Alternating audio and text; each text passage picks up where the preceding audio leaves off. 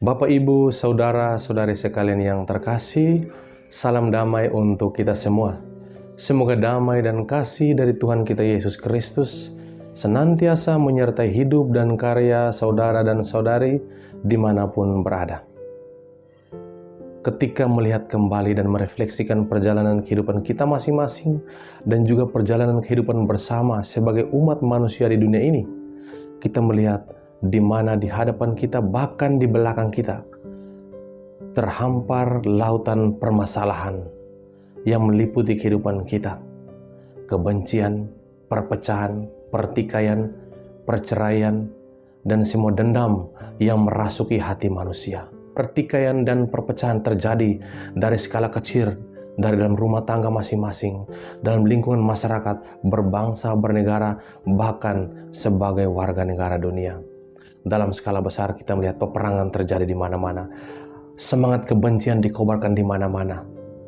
Dan kita melihat bahwa orang yang tempo hari saling mencintai, pasangan-pasangan kekasih yang kemudian mengikrarkan atas nama cinta, hari ini kita melihat tidak jarang mereka mengatakan perpisahan, karena semua orang selalu mengutamakan kebahagiaan pribadi mereka masing-masing.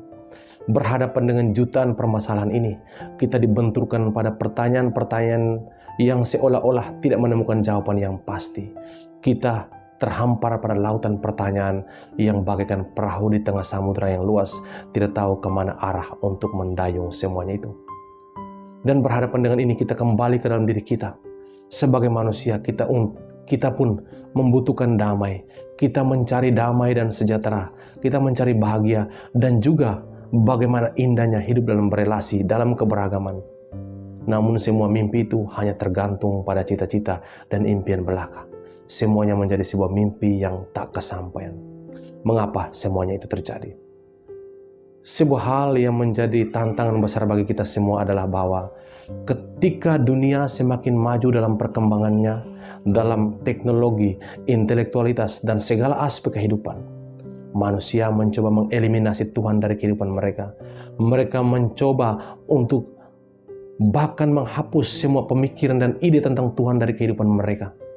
Dan di sanalah perpecahan dan dunia kekelaman dan kepahitan akan menjadi awan yang merundungi kehidupan manusia. Semua api yang menyala dalam kehidupan kita, yang membakar semua kebahagiaan kita, adalah akibat di mana manusia mencoba menjauhkan diri dari Tuhan, memisahkan diri dari persahabatannya dengan Tuhan. Dan oleh karena itu, saudara-saudari sekalian yang terkasih, jauh dari Tuhan, terlepas dari Tuhan, atau mengeliminasi Tuhan dari hidupmu, kita hanyalah sebatang kara yang terhampar di tengah lautan pertanyaan yang tidak pernah mencapai tepian.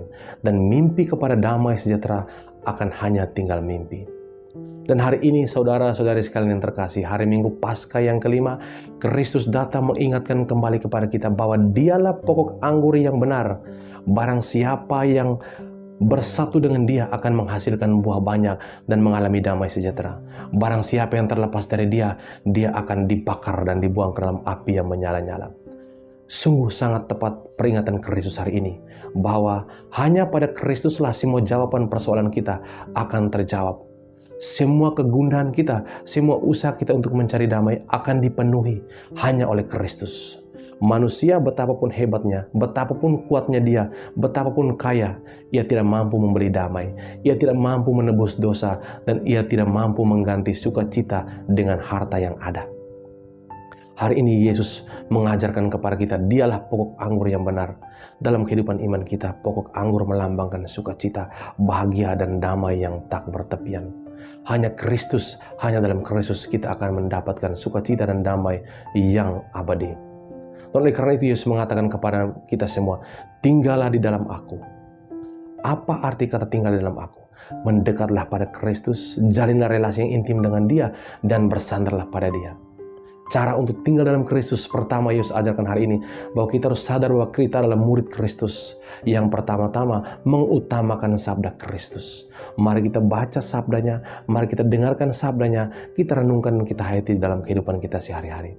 Hanya dengan demikianlah engkau akan tahu kemana engkau harus melangkah dan kepada siapa engkau harus mempertaruhkan harapanmu. Hanya kepada Kristus saja. Yang kedua, Mari kita masuk dalam kehidupan Kristus yang sebenarnya, yaitu dalam Ekaristi.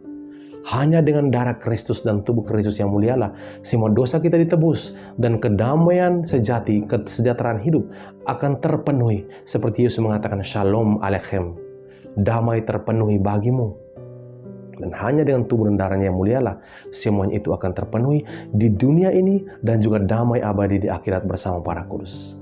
Saudara-saudara sekalian yang terkasih, dunia semakin jauh dari Tuhan. Kristus mengundang kita untuk kembali dekat dengan Dia. Hanya pada Dia akar kebahagiaan kita kini dan juga di akhirat nanti. Mari kita renungkan bersama dan semoga Tuhan memberkati kita semua.